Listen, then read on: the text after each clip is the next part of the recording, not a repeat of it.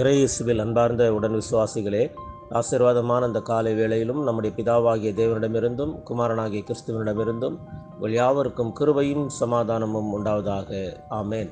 இந்த நாளிலும் நமக்கு தரப்பட்டிருக்கிற கர்த்தருடைய வசனமானது மார்க் 12வது அதிகாரம் இறை வசனங்கள் 38 தொடங்கி 44 முடிய, குறிப்பாக 44வது வசனத்தை வாசிக்கிறேன்.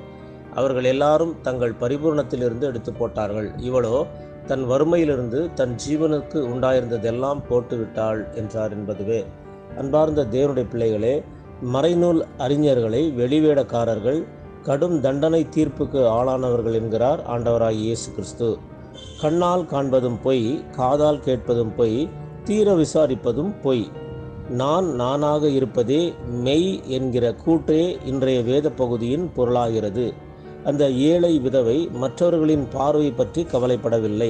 தன் நிலை உணர்ந்தவளாய் தனக்குள்ளது எது எல்லாம் காணிக்கையை பெட்டியில் போட்டுவிட்டாள்.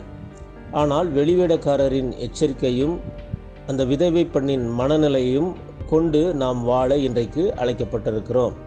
நமக்கு உள்ளதை, நம்முடையத்தில் இருப்பதை நாம் பிறரோடு பகிர்ந்து வாழும் பொழுது கடவுள் அதை ஏற்றுக்கொள்கிறார், கடவுள் அதை ஆசீர்வதிக்கிறார், பரிபூர்ணமாக ஏற்றுக்கொள்கிறார். எனவே அன்பார்ந்த தேவனுடைய பிள்ளைகளே, இந்த ஏழை விதவையின் மனநிலையை கொண்டு இன்றைக்கு வாழ கடவுள் நம்மை அழைப்பு விடுக்கிறார்.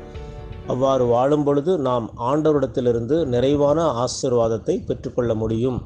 எனவே அப்படிப்பட்ட ஆசீர்வாதத்தை பெற்றுக்கொண்டு இந்த உலகில் ஆசீர்வாதத்தோடு வாழ எல்லாம் வல்ல தூய ஆவியானவர் தாமே நம் அனைவரையும் ஆசீர்வதித்து வழி நடத்தி காப்பாராக. ஆமேன்.